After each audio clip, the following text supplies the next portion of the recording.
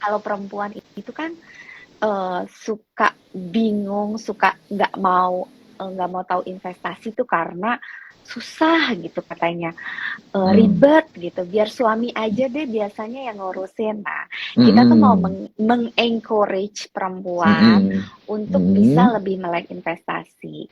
Nah, tapi Mm. karena kita pengennya mereka mulai dari nol, jadi jargonnya adalah dari nggak tahu apa-apa jadi tahu apa-apa gitu. Jadi kita Oke. belajarnya reksadana dulu, karena kan lebih mudah ya Oke. Korifan ya kalau Lebih misalnya mudah. reksadana Betul. gitu. Itu online ya Nah, kelasnya?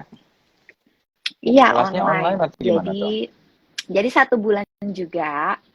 Jadi ini Mm-mm. udah jalan tuh batch 1. Terus Oke. kita mau jalan batch 2 di bulan Februari dari tanggal Mm-mm. 1 Maret sampai dengan Mm-mm. akhir Maret, 30 Maret gitu Mm-mm. ya. Terus Mm-mm. ini khusus ladies ya. Mm-mm. Jadi nggak nerima Oh, khusus bapak-bapak, ladies ya. khusus ladies. Namanya aja Ladies Club Oke. Reksadana gitu. Jadi Oke. nanti ada dua kali pertemuan, tapi apa namanya, kulwapnya tuh banyak. Jadi 1 bulan tuh dibimbing lewat kuliah WhatsApp gitu. I see. Oke. Itu jadi buat yang beginner itu bisa juga ya ke Beginner banget, dari nol Ladies Club banget. Reksadana. Oke, oke. Mantap kayak gitu. Gitu deh. Nah, Korifan, kita kan hari ini, malam ini, ngomonginnya menyiapkan dana pendidikan buat anak gitu kan. Aku tuh suka di YouTube-nya Korifan tuh kan ada ya, YouTube kalau nggak salah ada 3 video sama Verona kalau nggak salah nih, ya kan? Betul, Nah, betul. terus di situ Korifan tuh suka beliin saham buat Verona. Emangnya Verona tuh udah ngerti nggak sih? Terus tanggapannya apa sih ketika tahu papanya beliin saham gitu? Oke, menarik kayak gitu. Jadi mungkin aku cerita latar belakangnya dulu ya sedikit ya. Mm-mm. Jadi gini, kalau aku pribadi itu sebenarnya tumbuh di keluarga yang berkecukupan, tapi Mm-mm. kebetulan orang tuaku bukan yang melek investasi. Ada Mm-mm. orang tua ada investasi, tapi biasanya kalau orang yang mungkin generasi terdahulu kan biasa ke mana sih properti gitu kan Iya, ya. benar, Nah, benar. kalau yang ke surat berharga tuh enggak gitu. Nah, jadi waktu itu aku mulai kan usia 20. Nah, terus aku mikir gitu, kalau misalkan seandainya bisa memutar balik waktu dan aku bisa mulai lebih muda gitu kan, Mm, tentunya ya hasilnya lebih optimal gitu. Nah, benar. jadi berdasarkan pengalaman itulah aku coba nih untuk mulai mengenalkan investasi ke anakku Verona. Mm-mm. Sekarang usianya Mm. baru 5 tahun, ya kan. Nah, jadi mulai pelan-pelan dikenalin gitu. Nah, kalau tadi Mbak Gita nanyanya tentang apakah udah paham atau belum, jawabannya belum sepenuhnya paham, ya Mm-mm. kan. Tapi saya Tanggapannya coba gimana? pakai Tahu tanggap. nggak dia? Nah, awalnya Ah, bingung ya kan. Awalnya bingung karena ya namanya juga anak kecil kan belum paham, ya kan. mm-mm. Tapi saya kasih penjelasan yang mungkin lebih dipahami. Contoh misalkan, ini saham, papi beliin kamu saham nih, ya tiap bulan. Mm. Dedi nabung buat beliin kamu saham. Saham itu apa, Dedi? Gitu kan? Kan masih bingung ya. Mm-mm. Saham itu intinya Verona punya tabungan. Nah, kalau tabungan dia udah pelan-pelan udah ngerti, ya kan? Mm. Ini Oke. kayak tabungan. Nah, tabungan ini ya nanti Verona bisa buat beli mainan, ya kan? Tapi Mm-mm. jangan dihabisin. Saya bilang gitu. Nah, jadi konotasi di otak dia kan, oh saham bisa buat beli mainan, gitu kan? Nah, Iya, jadi iya. kan yang aku coba tuh supaya dia meskipun belum paham apa itu saham, ya kan, tapi di otak dia saham itu adalah sesuatu yang menyenangkan, gitu. Karena Mm. dia punya tabungan, gitu kan. Dia berpikirnya, oh aku Ah, punya tabungan supaya nanti aku bisa beli mainan, gitu. Nah, saya bilang, mm. tapi kalau misalkan apa namanya beli mainannya banyak banget, nanti lama-lama habis, ya kan. Jadi makanya harus beli mainannya dipilih ya yang emang Verona Bener-bener disuka. suka, bener-bener disuka, dan harganya masih oke. Nah, jadi mulai tuh Mbak Gita. Misalkan kalau kayak beli mainan gitu kan, Mm. dia kan nggak tahu kan jumlahnya berapa, ya Ya. kan? Yang dia tahu dedinya ada beliin saham. Dia cuma nanyanya gini, ya, masih punya duit gak gitu, masih punya duit gak, ya kan dia taunya kan saham kan duit gitu kan, Iya. masih punya duit gak, eh berapa harganya, sekian, oh masih, terus dia udah mulai paham kayak ini mahal nggak gitu loh, jadi udah mulai bisa memilah-milih mahal murah gitu kan, terus masih punya duit gak, artinya kalau masih punya bisa nggak beli ini, tapi kalau misalkan kayak udah over budget gitu ya, saya suka bilang, wah ini udah lewat nih, ya kan? Ya mesti nabung lagi nih buat minggu depan atau buat 2 minggu lagi gitu. Jadi dia yang tadinya awal-awal tuh kayak suka, kalau nggak dibeliin suka gimana gitu ya. Pelan-pelan mulai paham Bagita gitu. Jadi itu sih cara aku untuk mengenalkan saham sedini mungkin adalah dengan membuatnya sefun mungkin gitu. Pendekatannya dari apa yang dia suka banget dulu ya. Pendekatannya dari apa yang dia suka dulu. Contoh nih, misalkan sederhana aja, Mbak Gita, ada satu saham gitu ya. Kan kalau mainan anak kecil itu kan biasa beli di mana sih, misalkan kayak di Toys Kingdom atau di ya toko-toko mainan gitu kan ya. Nah, saya suka bilang gitu, Verona punya loh saham di sini gitu loh, ya kan, meskipun dia mungkin nggak relate ya, tapi kayak belum relate banget, tapi kayak kayak udah mulai tahu gitu, oh gitu ya, jadi boleh beli mainan di sini, boleh gitu, cuman yang harganya masih oke ya gitu sih Mbak Gita.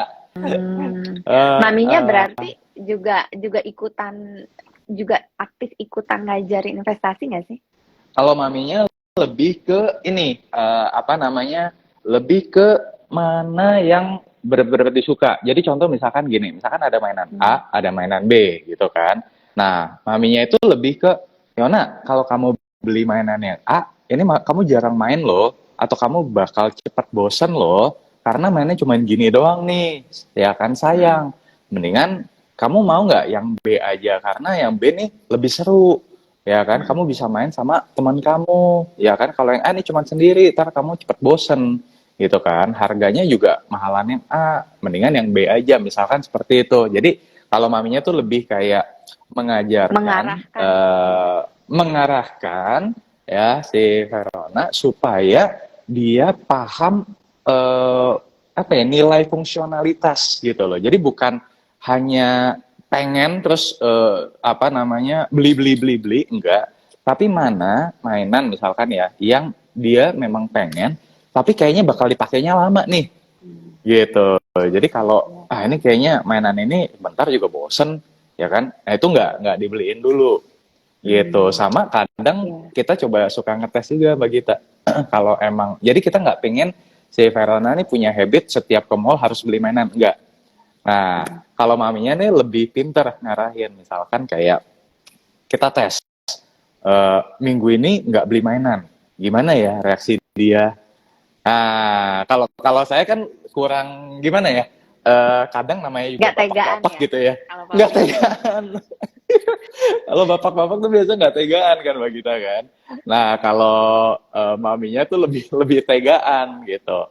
Jadi kita nggak pengen si Verona tuh jadi kebiasaan nggak belum ke mall kalau belum beli mainan. Nah, jangan sampai kayak gitu. Jadi berapa kali itu kita emang nggak beli mainan.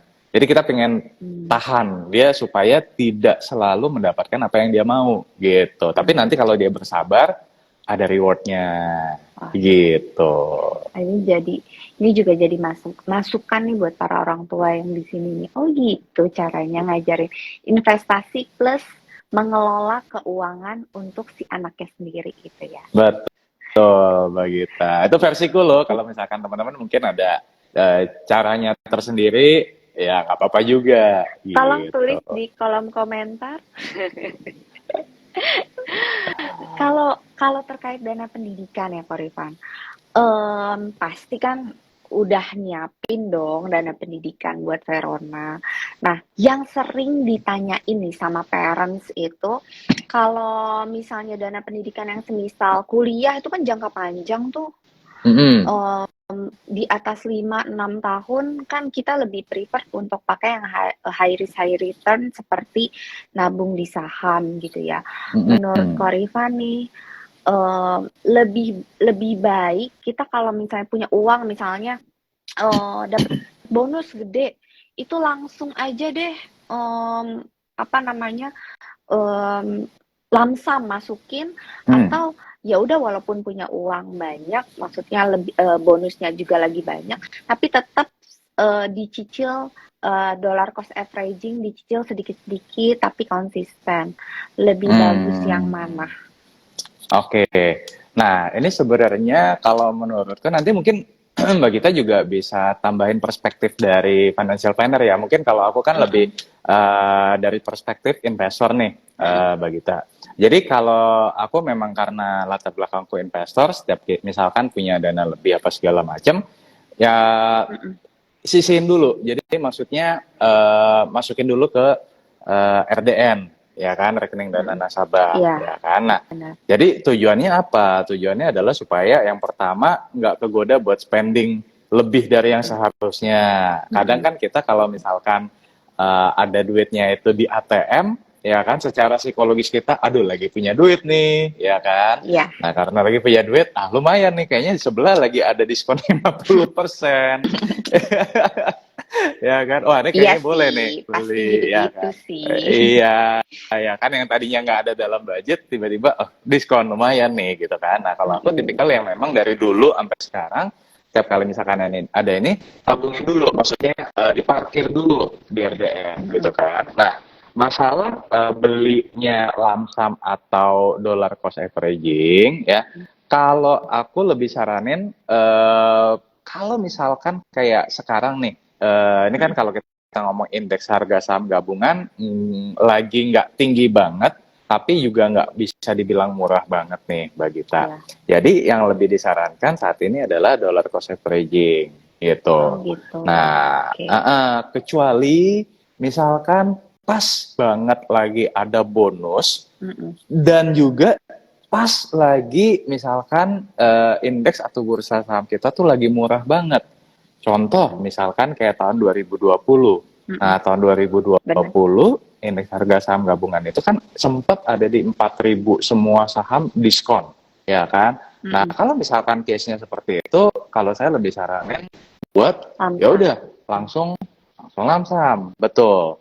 Ya, soalnya jarang gitu ada kesempatan seperti itu. Nah, kalau misalkan kayak sekarang nih, indeks harga saham gabungan kan sekarang sekitar 6.800 sampai 6.900 itu secara historical cuman tinggal selisih 400 sampai 500 poin sampai level tertingginya. Jadi Mm-mm. nggak bisa dibilang murah juga. Nah, ditambah dengan ya mungkin teman-teman sebagian ada yang udah tahu ya, ada kekhawatiran atau kegelisahan gitu ya tentang resesi atau segala macam. Meskipun sekarang udah mulai menipis nih Ya, sentimen-sentimen tersebut, tapi kan namanya uncertainty itu masih cukup masih ada. besar. Ya. Nah, jadi masih ada. Nah, jadi alangkah baiknya dananya tadi diparkir, tapi dibelikan Mm-mm. sahamnya itu Mm-mm. parsial atau bertahap. Nah, sisanya gimana? Sisanya adalah teman-teman mungkin kalau online tradingnya itu memungkinkan, ya, nah bisa juga misalkan beliin di reksadana dulu deh, ya kan?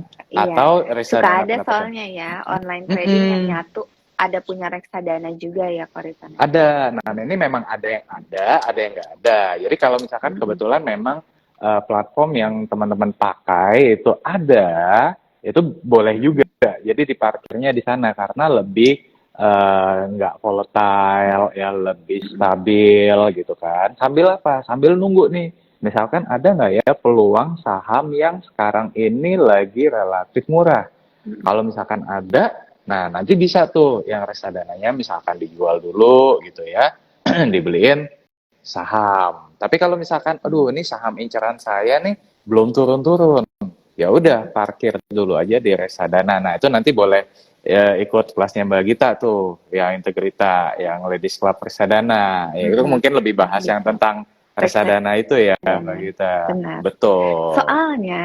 Soalnya memang kekhawatiran terutama untuk investor pemula ya Korifan. Kalau ini aku nambahin sedikit. Mm-mm. Biasanya sih mereka memang kayak, Mbak, beneran nih kalau misalnya dana pendidikan aman-aman aja kalau ditaruh di saham gitu, saham atau Mm. reksadana saham lah ya yang berbasis saham. Terus Mm-mm. itu kan resikonya besar. Terus gimana sih cara untuk mengontrolnya? Mm-mm. Nah, aku selalu bilang tuh selalu bagi di jangka pendek, jangka menengah, sama jangka panjang. Jadi Mm. kalau jangka pendek ya jangan ditaruh di instrumen yang high risk high return. Pokoknya kalau jangka panjang baru ditaruh yang di berbasis saham. Kalau kalau Korifan sendiri nih, Korifan kan udah ibaratnya udah masternya lah ya, udah investor Masih udah belajar lama gitu juga, ya. Mbak Gita. Nah, itu juga menerapkan hal seperti itu nggak sih? Atau semuanya, karena saya tahu nih apa namanya caranya, jadi ya udahlah jangka di bawah 5 tahun juga taruh aja di saham atau gimana? Aku pengen tahu aja dari sisi investor gimana. Oke, thank you Mbak Gita. Nah ini balik lagi nih, mungkin kalau aku tipikal yang memang sedikit out of the box Mbak Mhm. Gita. Jadi kenapa? Karena ini tapi nggak bisa disamain atau ditelan mentah-mentah ya teman-teman ya. Karena memang Benar, mungkin aku cerita dulu latar belakangku kan, aku udah mulai kenal saham itu dari tahun 2008. Jadi udah 15 tahun. Waktu itu usia 20 tahun udah kenal saham gitu kan. Nah jadi bisa dibilang ya sepak terjangnya atau pengalamannya lumayan lah ya, lumayan meskipun nggak yang belum yang sampai 30-40 tahun belum, tapi udah 15 tahun gitu kan udah cukup lumayan ya teman-teman. Jadi memang kalau case pribadi saya sendiri Mbak Gita gini, untuk kebutuhan yang jangka pendek pun aku tetap di saham. Cuma bedanya adalah pemilihannya Mbak Gita. oh, Nah, jadi pemilihan mas emitennya berarti. pemilihan emitennya beda, betul. Jadi mungkin kalau di saham itu ada istilahnya, nah ini mungkin buat teman-teman yang masih awam, Heeh. ada istilahnya itu namanya core stock. Nah, core stock Core ini stock. Oke. core stock saham inti dibilangnya. Nah, core stock atau saham inti ini adalah saham-saham yang bisa dibilang nih secara kinerjanya stabil. Stabil tuh maksudnya stabil bertumbuh, ya kan? Mhm. Yang kedua, anti resesi. Anti resesi itu Anti maksudnya, resesi. iya, jadi contoh misalkan kayak meskipun pandemi COVID-19 tahun 2020 lalu, misalkan kinerjanya tetap bertumbuh, ya kan? Mhm. Kemudian yang ketiga adalah apa namanya, bagi dividen yang stabil. Nah, Oke. dan yang terakhir itu yang memang market cap-nya besar atau kapitalisasi pasarnya besar atau gampangnya kalau Blue kita chip. sebut mereknya orang tahu lah, ya blue Oh, chip, betul, ya blue chip ya. Nah itu yang relatively lebih less volatile atau lebih tidak berfluktuatif ya kan. Nah itu taruhnya di situ ya kan. mhm. Nah tapi kalau misalkan untuk jangka waktu yang lebih panjang Mhm. itu ada yang aku taruh tuh di namanya value stock. Nah, jadi kalau yang Value. tadi yang jangka pendek itu core stock, kalau yang jangka Mhm. lebih panjang itu value stock. Nah, value Mhm. stock ini apa? Value stock ini adalah saham-saham yang mungkin kalau kita sebut namanya, Mhm. mungkin kalau kita termasuk orang yang awam, kita belum terlalu familiar Nggak tahu. dengan bisnisnya. Ya, jadi kalau kok ya kalau core stock tadi misalkan ya kita sebut merek lah ya, misalkan kayak Telkom, Bank BCA, ya Bank BRI, contoh Mhm. ya. Itu kan semua teman-teman di sini mungkin udah tahu ya. Ya mungkin nggak ada yang nggak tahu Telkom, nggak ada yang nggak tahu Astra, nggak ada yang nggak tahu ini apa namanya Bank BCA misalkan. Tapi kalau contoh nih, Mhm. misalkan aku ambil contoh ya, ini bukan rekomendasi Bukan ya nyuruh teman-teman ya, ya, bukan bukan nyuruh rekomendasi. ya. Ya, contoh nih, misalkan kayak waktu tahun 2020 lalu, aku beli namanya Aneka Gas Industri, ya, AGII, kode sahamnya, ya kan. Nah, mungkin teman-teman di sini ada yang, oh saya tahu, tapi pasti saya yakin juga, itu perusahaan apa, Korifan, ya kan. Nah, jadi nama-nama yang mungkin nggak terlalu familiar. Nah, tapi secara kinerjanya bagus, dan Mhm. valuasinya itu lebih terdiskon. Nah, itu aku sebut sebagai value stock. Jadi saham-saham yang ada di market cap-nya dia nggak sebesar yang di blue chip tadi, Mbak Gita, ya Mhm. kan? Nah, apa namanya, cuma kinerjanya sama-sama bagus. Nah, tapi ini risikonya sedikit lebih besar. Kenapa? Karena selain market cap-nya lebih kecil, tapi bisnisnya cenderung cyclical. Nah, Iya, oke. tapi apa namanya, balik lagi karena saya sebagai investor udah tahu nih perusahaan ini bergerak di bidang apa, prospeknya seperti apa, risikonya seperti apa. Jadi berani untuk berinvestasi di situ karena kalaupun 1 tahun misalkan dia turun, ya kan, tahun berikutnya dia bisa naik seperti itu. Nah, jadi Mmm. yang saham-saham yang profil risknya tuh lebih tinggi itu aku taruh buat jangka yang kebutuhan yang jangka lebih panjang gitu. Jangan dibalik. Kalau misalkan kita taruh value stock buat yang kebutuhan 6 bulan ke depan atau 1 tahun ke depan, ya. Terus ternyata di periode tersebut sahamnya turun, nanti kita malah malah apa ya? Malah tujuannya jadi nggak tercapai Mhm. gitu. Nah, jadi kalau aku Mmm. sih memang 80, bisa dibilang mungkin 75%-an total itu di saham bagi kita. Cuman memang pemilihan sahamnya itu yang beda-beda gitu, yang berbeda. Berarti mencari value stock yang, apa namanya, gampangnya tuh belum diapresiasi secara, baik sama market ya. Jadi harganya tuh Betul. masih under value kan? Betul, betul Mbak Gita. Kalau misalkan yang core stock tadi kan rata-rata karena semua orang juga udah tahu apa Telkom ya kan, Bank BCA. Nah, ini relatif sulit untuk kita bisa beli di harga yang under value kecuali misalkan tahun 2020 kemarin pas Covid ya kan.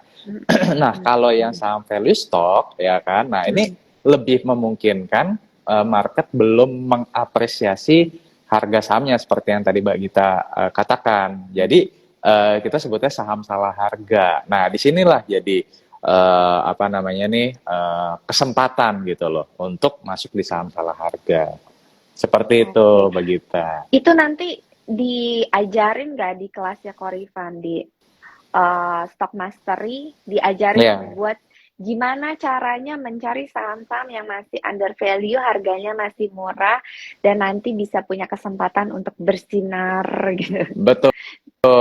Memang itu poinnya, memang itu inti dari stock market mastery itu adalah bagaimana kita, saya pingin nih teman-teman sebagai investor bisa secara Mm-mm. mandiri. Nah, tujuannya Mm-mm. itu bisa secara mandiri Mm-mm. untuk memahami bisnis yang bagus, saham yang bagus itu seperti apa sih secara fundamentalnya.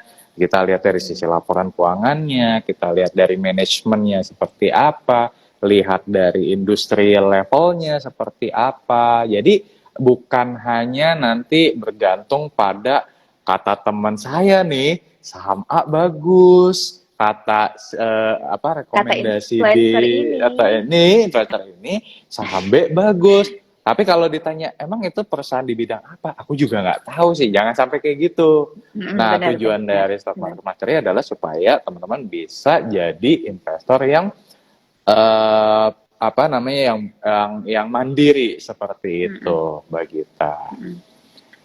Oh, berarti kalau misalnya nih, Karifan, tahun ini kan masih kayak banyak ketidakpastian ekonomi. Sebenarnya mau resesi atau enggak sih tahun ini gitu kan. Nah, Mm-mm. kalau memutuskan untuk menyimpan dana pendidikan di investasi kita di saham itu relatif masih aman enggak sih? Atau kayaknya taruh aja deh di safe haven obligasi atau logam mulia. Oke, Menurut Korifan nah gimana? ya. Jadi gini, Untuk pemula nih. untuk pemula ya. Tanda kutip untuk pemula ya. Ya, oke. Nah, jadi gini, kalau misalkan untuk teman-teman yang pemula ya, kalau saham itu ibaratnya kita nggak bisa belajar hanya dari teori, Mbak Gita. Jadi kita nggak bisa hanya kayak berenang lah. Kita nggak bisa berenang itu tangannya harus ke depan, kepalanya di atas air, kakinya harus naik turun. Kita paham cara teori, tapi begitu dicemplungin ke air, jadi kaget. Nah, saham juga demikian. Jadi apa namanya, memang nggak pernah ada waktu yang 100% tepat gitu ya untuk masuk ke saham ya.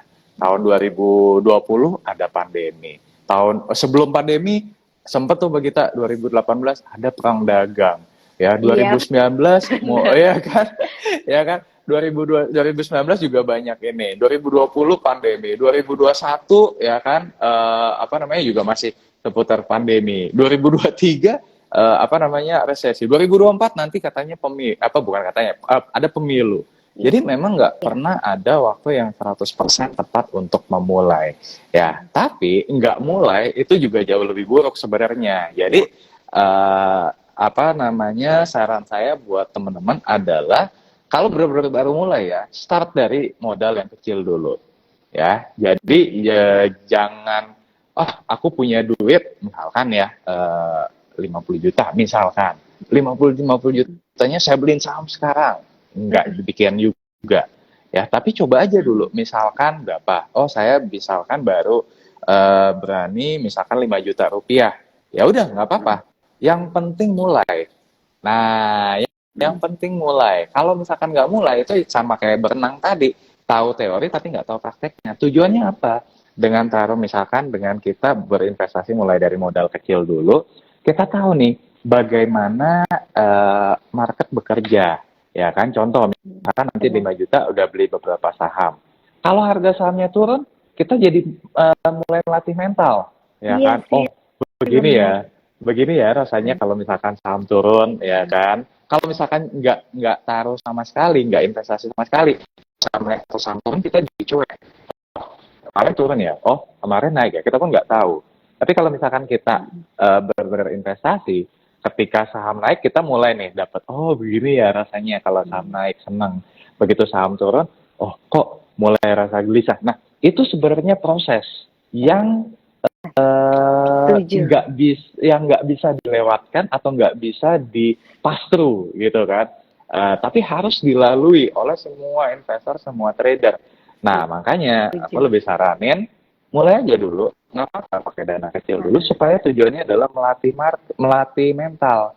Nah nanti kalau udah siap nih, udah siap, tambahin lagi misalkan dana yang lebih besar. Ya, jadi seiring dengan preparation kita, mental kita makin terasa di market, ya mengelola dana yang lebih besar, kita jadi lebih siap. Nah kalau misalkan teman-teman mentalnya belum siap, langsung mengelola dana besar, ya kan, begitu tahu-taunya misalkan market lagi turun atau saham turun, nanti jadi panik atau ada beberapa mungkin kapok, ya kan, malah nyalain marketnya. Padahal mungkin kitanya nih yang belum siap. Seperti itu, Mbak Gita.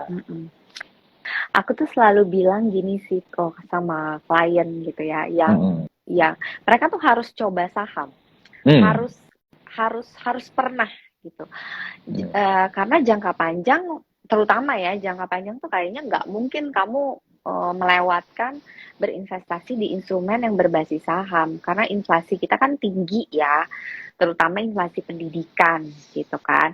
Nah caranya supaya biasanya aku nerapin gini, oke, 1 tahun ini atau 6 bulan minimal kasih diri kamu untuk berkenalan dengan saham atau reksadana saham.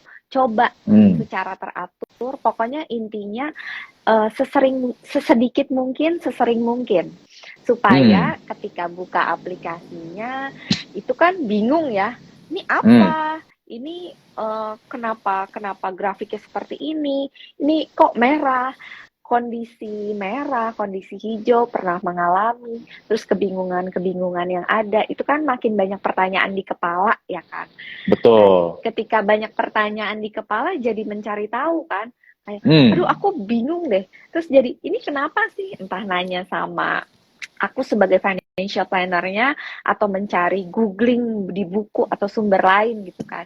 Tapi jadinya terkonfirmasi kan pertanyaan-pertanyaan itu. Betul. Kalau nggak dicoba, nggak kenalan, nggak akan pernah bingung karena nggak akan pernah tahu ya nggak sih? Iya, jadi kita nggak tahu apa bahasa itu, kita nggak tahu apa yang kita nggak tahu. Sebenarnya gitu Iya. kan, kalau kita nggak nyoba. Heeh, Tapi kalau misalnya kita heeh, nyoba, kita ketemu masalah, kita jadi lebih terlatih. Gitu. heeh, Saya setuju banget sama Mbak Gita tadi. heeh. Jadi ya mulainya modal yang kecil dulu, jangan besar-besar, pakai dollar cost averaging ya Korifan ya, lebih enak ya untuk Ya, bisa kalau buat memulai. awal, memang baiknya dollar cost averaging tadi pakai dana yang Mm-mm. apa namanya gini, Mbak Gita, enaknya kalau di investasi ya, itu Mm-mm. kan ada yang namanya the power of compounding return. Nah, the Betul. power of compounding return ini salah satu komponen keberhasilannya adalah disiplin. Disiplin dalam hal eh, rutin atau Mm-mm. konsisten Mm-mm. menambah dana investasi setiap bulannya. Start from small aja dulu. Misalkan, oh kayaknya saya baru bisa Satu 500.000 lot. per bulan. Nggak Mm-mm. apa-apa. Iya, satu lot dulu tiap bulan. Nggak Mm-mm. apa-apa. Nanti mudah-mudahan misalkan udah lebih siap atau misalkan Mm-mm. ada rezeki lebih, ya kan, ditambah misalkan 1 juta per bulan. Amin, nanti misalkan Betul. ada rezeki lain bisa 2 Mm-mm. juta per bulan, 3 juta per bulan dan seterusnya. Nah, yang susah itu di awalnya Mbak Gita. Tapi Benar. begitu udah teman-teman investor tuh udah mulai apa namanya terbiasa Mm-mm. menjadi habit, itu akan jauh lebih mudah. Kayak kita naik sepeda. Naik sepeda itu kan paling sulit adalah mengayuh awalnya. Benar gak sih Mbak Gita? Iya. Ya Iya, kan? iya, benar. Nah, begitu udah kita udah melaju itu kan udah tinggal enak, tinggal mempertahankan Iya. keseimbangan. Nah, sama investasi juga Mm-mm. sama, teman-teman. Mulainya itu yang biasanya banyak orang tuh sulit. Banyak Aduh, saham overthinking. begini, banyak overthinking. Aduh, saham tuh begini, saham tuh begitu, ya kan? Padahal mungkin itu cuma pikiran-pikiran kita aja, ya kan? Nah, begitu dijalani, memang nggak ada kepastian pasti untung, nggak ada, ya kan? Benar. Tapi setidaknya kita jadi belajar, oh saham itu bisa turun kalau misalkan ada sentimen negatif ya, seperti ini, makanya harga sahamnya turun. Nah, di situ kan kita jadi belajar, apa yang harus saya lakukan? Apakah saya harus cut loss? Apakah saya harus averaging down? Atau saya diemin aja? Nah, proses itu tuh yang jadi proses pembelajaran setiap investor yang awal baru mulai di pasar saham, kita. Iya. Gitu. Setuju, setuju. Itu awal-awal aku menjadi investor juga rasanya kayak nggak karuan gitu ya. Aduh, ini kok merah terus, kapan naiknya gitu kan. Oh, ternyata saya salah. Ternyata saya nggak harusnya kayak gini. Ada perbaikan-perbaikan ke depannya. Setuju. Benar banget tuh, teman-teman. Kalau kan ada 3 pertanyaan. Boleh dijawab dulu nggak kita? Boleh? Aku ajuin pertanyaan dulu. Boleh, boleh, lagi. Nah, oke, dari Mbak Lintang Martulesi. Oke. Pak Rifan, trading jangka pendek juga atau tidak? Terima kasih. Oke, thank you untuk Lintang Martulesi. Jadi, kalau saya pribadi saat ini tidak, tapi mungkin sedikit cerita. Dulu ketika saya baru mulai di pasar saham kan tahun 2008. Nah, itu memang waktu itu saya mulai dari trading. Balintang ya ini kayaknya ya, Iya, Balintang. Mbak Lintang. Nah, Mbak Lintang, saya baru di tahun 2008 ketika saya baru mulai itu saya memang trading pada awalnya. Kenapa? Karena memang pada tahun 2008 literasi untuk belajar tentang investasi jangka panjang atau belajar tentang fundamental saham itu masih sulit sekali. Buku itu relatif nggak ada, YouTube kayaknya dulu belum ada, Instagram Live apalagi ya kan. Nah, apa namanya? Jadi waktu itu saya mulai dari trading karena kan source of learning-nya waktu itu adalah dari sekuritas. Nah, sekuritas kan memang Iya, kecenderungannya benar-benar. trading. Jadi waktu itu saya mulainya adalah dari trading, analisa teknikal segala macam. Itu kurang lebih 2 tahun pertama. Nah, begitu masuk ke tahun ketiga di pasar saham atau di tahun 2010 menuju 2011, saya sempat jatuh di pasar saham dan kemudian akhirnya saya baru belajar tentang fundamental. Nah, dengan value investing. Nah, sampai dengan sekarang, Mbak Lintang. Jadi, kalau sampai dengan sekarang, saya memang udah nggak trading lagi, tapi fokus ke investasi. Nah, tapi kalau buat teman-teman yang baru mulai di pasar saham, nih biasanya masih bingung nih, Mbak Gita, mendingan saya trading atau mendingan saya invest. Nah, jadi alangkah lebih baiknya kalau misalkan kita belum tahu apa yang saya lebih cocok di trading atau lebih cocok di investing, alangkah lebih baiknya kalau misalkan teman-teman coba aja dua-duanya, nggak apa-apa. Ya, jadi misalkan buka 2 akun, satu untuk trading, satu untuk investing. Ya, kasih modal yang sama besarnya. Ya kan, contoh misalkan 5 juta, 5 juta, atau 10 juta, 10 juta. Ya kan, cobain dulu aja 1 sampai 2 tahun. Nah, jadi selama 1 sampai 2 tahun pertama di pasar modal, itu adalah kalau menurut saya itu adalah tahap pengenalan jati diri. Siapa sih kita di Iya, pasar modal? iya. Jadi bukan hanya dalam kehidupan nih, di pasar modal pun, di pasar saham pun kita juga Setuju, mencari jati diri. setuju Oh, saya adalah banget. seorang trader, ya kan? Iya. Atau saya seorang investor. Nah, nanti di akhir tahun kedua misalkan, begitu udah kelihatan, oh kayaknya saya adalah seorang trader atau saya adalah seorang investor. Fokus di sana. Nah, baru fokus sampai seterusnya diperdalam lagi analisanya dan segala macamnya. Jadi kurang lebih itu sih, Mbak Lintang. Oke. Terima kasih Mbak Lintang Martulesi. Terus yang kedua adalah, wah kalau ini pertanyaannya, Korifan, cara cuan saham 100% lebih gimana? Oke, nah ini menarik nih. Jadi tadi ini dari Rahar. Rahar. Ya, jadi kalau misalkan Rahar tadi menyimak nih, kan sempat kita mention ada soal core stock, ada soal value stock. Nah, kalau core stock mungkin nggak sih dapat cuan 100%? Mungkin, tapi jangka waktunya lebih panjang. Kenapa? Karena kalau core stock biasanya karena semua orang tahu, ya kan, para fund manager atau investor institusi juga biasanya punya kepemilikan saham di sini. Kemungkinan untuk saham core stock menjadi salah harga atau kita bisa beli di harga murah itu relatif lebih kecil. Nah, kemungkinan tersebut lebih besar terjadi di saham yang value stock. Value stock ini biasanya di second liner tuh, jadi yang market cap-nya nggak terlalu besar, nggak terlalu jumbo, ya. Karena mungkin nggak semua orang familiar dengan perusahaan ini, nggak semua fund manager juga mengcover atau menaruh dananya di sini, kemungkinan dia untuk salah harga itu lebih besar. Nah, disitulah kesempatan kita untuk bisa mendapatkan saham 100%. Nah, ada yang namanya margin of safety nih untuk Rahar. Margin of safety itu kayak mungkin kalau buat ladies nih lebih nyangkut di otak tuh kalau pakai bahasa diskon nih, Mbak Gita. Nah, Iya. contoh nih, misalkan ada sepatu berapa? Misalkan harganya 500.000 biasanya, tapi lagi di diskon jadi 400.000 misalkan. Berarti kan ada diskon 20%, ya kan? Nah, saham juga sama, Mbak Gita. Kalau misalkan ada saham yang dia harusnya nilai intrinsiknya di Rp1.000, tapi saat ini dia diperdagangkan di harga Rp800 misalkan. Nah, itu artinya saham tersebut ada margin of safety 20%, atau ya tadi kalau bahasanya ladies ya, ada diskon ya 20%. Nah, jadi bagaimana cara mencari saham yang 100% bisa menghasilkan profit 100%? Carilah saham-saham yang margin of safety-nya 50%. Jadi kalau pakai analogi sepatu 500.000, cari nih mana sepatu yang lagi diobral 250.000. Saham juga sama.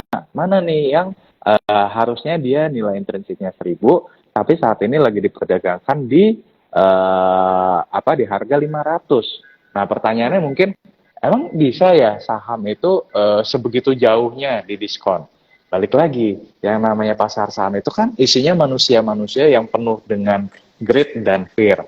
Jadi kalau misalkan ada berita negatif nih, ya kan, saham ini apalah misalkan berita negatif, oh misalkan tentang kenaikan suku bunga The Fed atau misalkan perang Rusia dan Ukraina kembali memanas, tuh biasanya orang takut, ya kan, kemudian jual saham dan kemudian harga sahamnya turun. Padahal sebenarnya perusahaan ini nggak ada hubungannya juga misalkan sama sentimen-sentimen tadi. Nah itulah kesempatan kita buat masuk di harga murah, dan ketika nanti market udah optimis lagi, harga sahamnya naik, kita bisa mendapatkan profit 100% atau lebih. Kurang lebih seperti itu untuk Rera. Aku ada pengalaman menyenangkan nih Korifan di Gimana tuh? masalah cuan saham 100%. Gimana Jadi tuh? di tahun 2018, yang pertama di tahun 2018 itu, ini boleh sebut ininya nggak sih, emitennya? Nggak apa-apa lah ya. Ya ini disclaimer. Disclaimer ya. Jadi aku tuh mengkoleksi memang nggak banyak sahamnya, tapi kebanyakan saham bank. Salah satunya tuh saham Bank BRI, BBRI gitu ya. Nah, terus di 2018 itu tiba-tiba, mungkin waktu itu isunya perang dagang ya kalau nggak salah. Kalau aku nggak salah ya. 2018 tuh dia jatuh di harga 2.700. Nah, ya. Aku karena megang saham itu dan sudah lama, jadi kan punya sensitivitas tersendiri ya kalau ini tuh, wah kesempatan banget nih gitu kan. Betul. Gitu. Jadi waktu itu langsung cairin liquid yang apa namanya liquid aku di reksadana pasar uang, semuanya udah taruh situ karena tahu ini adalah sebuah kesempatan gitu. Gak lama dia rebound kan, 4.000 lagi. Nah itu yang tadi poinnya itu bagi kita tuh valid. Nah ya kan, makanya pas orang lain takut ya, kita nih justru sebagai investor kayak tadi tuh. Nah kenapa Mbak Gita bisa memutuskan untuk beli, karena pasti ada proses sebelumnya, tahu nih ini harusnya Bank BRI kalau di harga 2.700 ini salah harga nih, ya kan.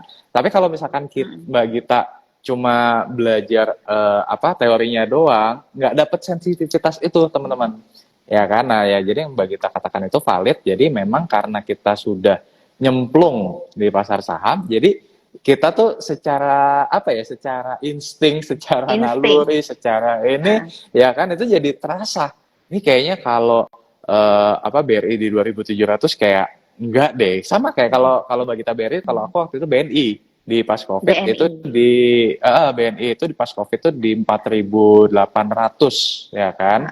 Aku kalau pas Covid belinya BTN di 700 perak. BTN. Ya, itu juga murah juga ya kan. Nah, jadi sekarang ya saham-saham bank kan lagi pada naik tinggi kan. BNI di 9.500-an sekarang. Jadi apa yang kita beli ya waktu sahamnya lagi terdiskon, bisa kita tuai saat harga sahamnya tuh lagi dijual mahal oleh market sekarang. Nah itu sih kuncinya teman-teman. Gitu. Ya, sensitif itu berarti kita tuh ya memang nggak bisa instan ya Mas Rerahar, itu melewati proses mengalami merah, mengalami hijau gitu ya dalam proses berinvestasi. Jadi punya insting dan sensitivitas terhadap emiten dan harganya. Ini karena banyak banget pertanyaannya, aku pilih nanti deh, aku lanjutin dulu. Ada 6 pertanyaan. Korifan, kalau sekarang 4 saham perbankan yang paling semuanya kan labanya nih lagi melesat tinggi ya, benar nggak sih? Nah, di antara 4 bank itu sebenarnya yang paling bagus yang mana sih, dari Bank BRI, BCA, BMRI, BNI?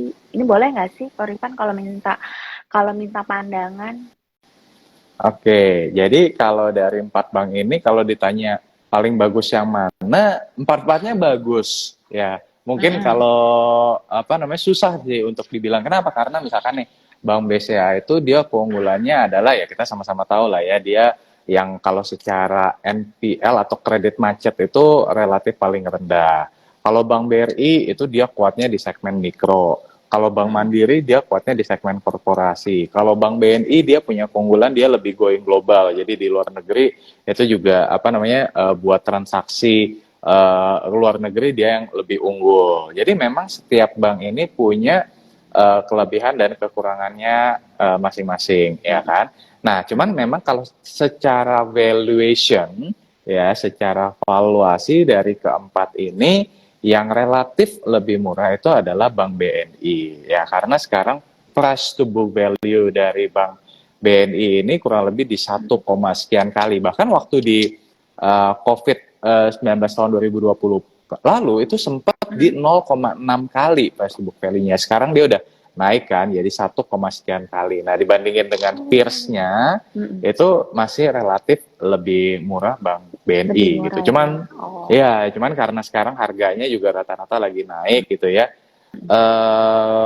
Mungkin tadi jangan lamsam karena tetap memungkinkan dalam jangka pendek ada koreksi-koreksi jangka pendek gitu ya. Apalagi kalau misalkan investor asing melakukan net sell. Nah, investor asing net sell, net buy, net sell, net buy itu biasanya di saham-saham perbankan tuh, Mbak Gita. Jadi saranku sih better kalau misalkan teman-teman mau masuk di saham perbankan, tunggu pas sahamnya terkoreksi gitu. Jadi kalau misalkan ada koreksi boleh masuk.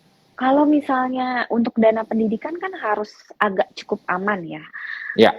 Selain saham perbankan, pilihannya tuh di sektor mana lagi sih, Pak Rifan? Yang oke nih, cukup aman dan cukup opportunity-nya juga bagus. Iya.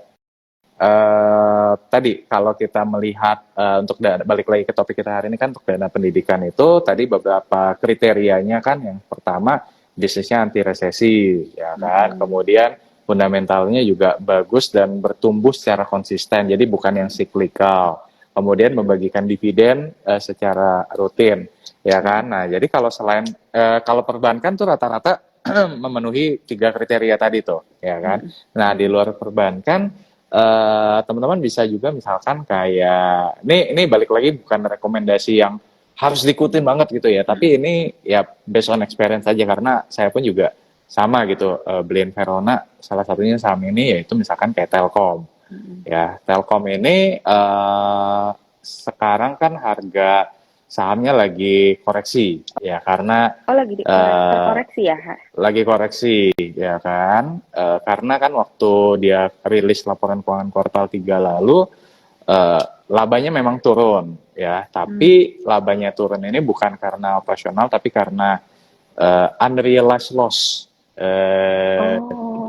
Unrealized loss di Goto ya kan. Nah, jadi memang secara secara laba mungkin investor yang nggak liatin secara detail laporan keuangan, yang lihat laba turun sekian persen jual gitu kan, jadi harga sahamnya turun ya kan ya. Jadi tapi kalau dilihat dari secara jangka panjang ya kan, ya Telkom ini masih tetap menarik. Bahkan waktu tahun 2020 pun lalu pun ketika pandemi ya dia tetap kinerja tetap meningkat gitu loh ya. Jadi itu tadi kalau setiap kali harga saham turun tuh market pasti pesimis ya kan, ini kinerja lagi jelek segala macam, tapi nanti ketika harga sahamnya naik orang tuh bisa tiba-tiba jadi optimis gitu. Nah, jadi mungkin salah satunya selain perbankan kayak telekomunikasi misalkan kayak Telkom tadi itu bisa dipertimbangkan karena telekomunikasi kan mau lagi resesi kayak mau lagi perkembangannya selalu ada ya, perkembangannya selalu ada gitu, betul ya. Terus misalkan kayak saham consumer goods, nah saham consumer goods ini balik lagi bukan rekomendasi ya, tapi contoh aja misalkan kayak ya ICBP atau ICBP ya. ICBP ini kan sempat harga sahamnya turun karena waktu itu sempat investor tuh nggak setuju dengan akuisisi Panhil. Itu udah agak lama sih sebenarnya. Nah, tapi ya balik lagi akuisisi Panhil ini untuk supaya ICBP bisa memperbesar pangsa pasarnya di Timur Tengah. Nah, jadi produknya apa ya? Mungkin kita semua pasti tahu lah ya, Indomie. Ya, itu jadi salah satu merek yang menyumbang laba terbesar buat ICBP. Tapi selain Indomie kan dia juga punya banyak lini lainnya gitu ya. Nah, Kalau jadi INDF-nya oke nggak, Korifan? nah kalau INDF-nya ini hati-hati dengan dia punya bisnis sawit di bawahnya. Jadi ini Oh, I sebagai gambaran see. ya, misalkan nih holdingnya kan INDF. Mm-mm, Nah, ICBP itu kan anak usahanya INDF. Nah, ICBP betul. ini kan yang tadi ya Indomie, Mm-mm, ya kan, snack-snack itu di ICBP. Nah, mm. selain ya, ICBP di bawahnya INDF itu ada namanya LSIP, ya. LSIP itu adalah sorry SIMP. SIMP itu adalah Salim Infomas Pratama. Dia bisnisnya itu sawit. Nah, sawit ini dia cenderung volatile, naik turun naik turun. Sekarang memang sawit lagi harganya lagi tinggi, tapi nggak ada jaminan misalkan 2 tahun atau 3 tahun lagi harga sawit masih tinggi, nggak ada jaminan gitu. Jadi bisa jadi harga sawit balik lagi nih turun lagi. Nah, jadi INDF nanti juga labanya bisa tertekan dari si sawitnya, misalkan seperti itu. Jadi kalau yang lebih stabil sih memang adalah dari si ICBP-nya seperti itu. Ya, Kalau apalagi ya itu kalau sih pre, contoh-contohnya. kal- Kalau preferensinya Korifan sendiri lebih senang saham yang mature, yang dividennya lebih tinggi. Kan ada tuh saham yang sebenarnya growth-nya sih, harganya sih mungkin stagnan, tapi dia bagi dividen tuh besar gitu. Atau growth-nya selalu oke, harganya selalu ada peningkatan, tapi dia nggak bagi dividen atau dividennya kecil, lebih enak, lebih preferensinya lebih kemana, Korifan? Oke, thank you Bagita. Jadi kalau kita tadi kan kalau misalkan teman-teman ingat ada yang core stock, ada yang value stock, ya Mm-mm. kan? Kalau core stock tadi Balik untuk lagi, jangka pendek, ya pendek. kan? Kalau value stock untuk jangka yang lebih panjang. Nah, Mm-mm. biasanya kalau yang saham-saham core stock ini tadi adalah tipikal pertama yang Bagita sebutkan. Jadi mungkin kalau dari segi kenaikan harganya itu mungkin ya Yang nggak nggak yang apa ya, signifikan gitu nggak ya. signifikan banget, nggak yang signifikan banget, betul. Karena kan market cap-nya besar, tentu nggak apa ya bahasa marketnya tuh nggak terlalu lincah. Nah, bahasa Nah, marketnya itu nggak iya. terlalu lincah, gitu kan, nggak terlalu lincah pergerakan harga sahamnya. Tapi tadi bagi dividennya tuh udah 99% tuh pasti bagi dividen, ya Mm-mm. kan? Even di worst condition pun kayak tahun 2020 kemarin ya dia tetap bagi dividen normal. Jadi itu kan lebih lebih pasti gitu kan. Nah itu kalau di core stock. Nah kalau yang di value stock ini kalau aku nggak terlalu mengharuskan perusahaan tersebut bagi dividen. Kalau bagi Mm-mm. dividen bonus bagiku. Tapi yang lebih apa namanya yang lebih aku coba incar dari adalah memang kenaikan harganya atau potensi capital gain-nya. Makanya kan tadi Mm-mm. saham salah harga. Saham Mm-mm. salah harga apa namanya potensi untuk capital gain-nya itu lebih besar. Nah, jadi di masalah dia bagi dividen atau enggak terlalu aku permasalahin. Yang penting ya kinerjanya tetap bertumbuh. Kalaupun dia nggak bagi dividen, bisa digunakan untuk ekspansi si bisnis tersebut, ya kan? Nah, jadi apa namanya lebih lebih mengutamakan di apresiasi harganya kalau yang value stock tadi gitu. Jadi combine tuh. Satu Mm-mm. yang core stock dari Yang, dividennya ya kan. yang Kalau satu yang yang value stock. value stock untuk apresiasi harganya. Oh, Gitu kita. Korifan sebenarnya tuh mas banyak banget loh yang nanya, tapi kita udah 1 jam ini live-nya. Jadi satu pertanyaan aja ya, Korifan ya. Boleh, boleh, boleh. Aku pilih satu pertanyaan aja ya yang terakhir. Hmm, oke. Ini ada hubungannya sama reksadana juga. Baiknya dana pendidikan anak ditaruh di reksadana campuran atau saham jangka 10 tahun. Saham Gimana, dengan gimana? jangka baiknya, nih aku baik dari Luck One Luck. Susah banget Hmm, namanya. Baiknya dana hmm. pendidikan anak ditaruh di reksadana campuran atau saham mungkin dengan jangka waktu 10 tahun. Gitu katanya. Oke, nah ini mungkin kita gantian aja kali ya, Mbak Gita ya. Kalau aku jawab balik lagi mungkin dari perspektif investor, tapi jangan ditelan mentah-mentah nih teman-teman. Ya Hmm, kalau dari benar. perspektif investor, kalau memang apa namanya kita udah paham nih mengenai saham ya, ya nggak ada salahnya untuk ditaruh di saham karena kita udah tahu apa dinamika marketnya seperti apa gitu. Tapi Benar. kalau misalkan pengetahuan kita terhadap saham mungkin masih minim, ya Mm-mm. jangan 100% juga ditaruh di saham. Tapi Mm-mm. ada porsi yang di apa namanya dialokasikan juga di reksadana campuran gitu.